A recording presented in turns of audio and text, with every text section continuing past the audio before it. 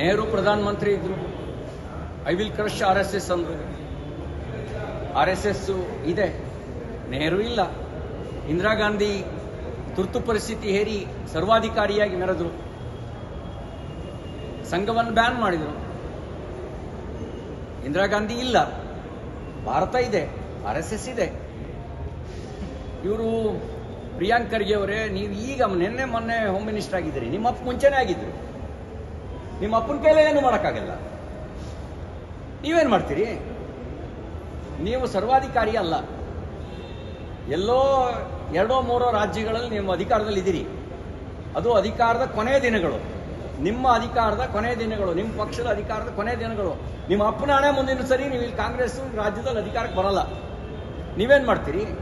ನಿಮ್ಮ ನಂತರವೂ RSS ಇರುತ್ತೆ. ಯಾಕೆ ಅಂದರೆ RSS ರಾಷ್ಟ್ರೀಯ ಹಿತಕ್ಕಾಗಿ ಕೆಲಸ ಮಾಡ್ತಾ ಇದೆ, ಸಮಾಜವನ್ನು ಸಂಘಟಿಸುವ ಕೆಲಸ ಮಾಡ್ತಾ ಇದೆ, ವ್ಯಕ್ತಿಗೆ ಸಂಸ್ಕಾರ ಕೊಡೋ ಕೆಲಸ ಮಾಡ್ತಾ ಇದೆ.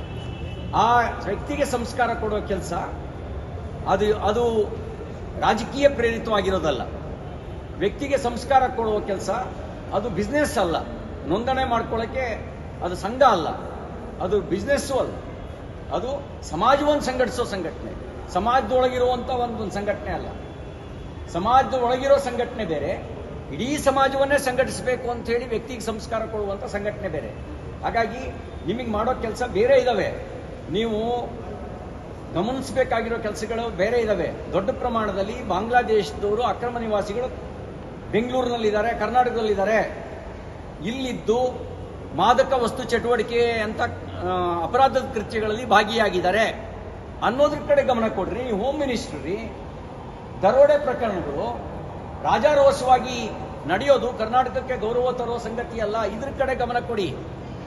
ಅತಿ ಹೆಚ್ಚು ಪ್ರಮಾಣದಲ್ಲಿ ಅಪ್ರಾಪ್ತ ವಯಸ್ಸಿನ ಹೆಣ್ಮಕ್ಳು ನಾಪತ್ತೆಯಾಗಿದ್ದಾರೆ, ಮಹಿಳೆಯರು ನಾಪತ್ತೆಯಾಗಿದ್ದಾರೆ. ಹೋಮ್ ಮಿನಿಸ್ಟರ್ ಆಗಿ ಅದು ನಿಮ್ಮ ಡ್ಯೂಟಿ.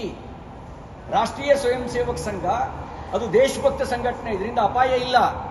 ನೀವು ಗಮನಿಸಬೇಕಾಗಿರೋದು ಇಲ್ಲೇ ಇದ್ದು ಬಾಂಬ್ ತಯಾರು ಮಾಡುವಂತ ಸಂಚು ರೂಪಿಸ್ತಿರ್ತಕ್ಕಂಥ ದ್ರೋಹಿಗಳ ಬಗ್ಗೆ ಗಮನಿಸಿ, ಅದು ನಿಮ್ಮ ಡ್ಯೂಟಿ.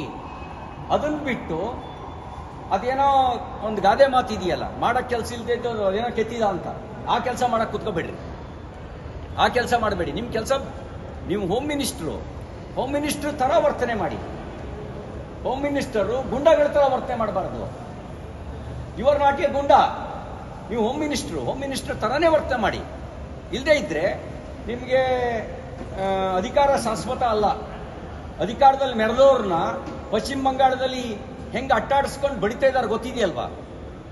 ಅದು ನಿಮಗೂ ಪಾಠ ಆಗಬೇಕು. ನಿಮಗೆ ಅಧಿಕಾರ ಶಾಶ್ವತ ಅಲ್ಲ. ಅಧಿಕಾರ ಇದ್ದಾಗ ದೌರ್ಜನ್ಯ ನಡೆಸಿದ್ರೆ ಕಾಲ ಹೀಗೆ ಇರೋದಿಲ್ಲ.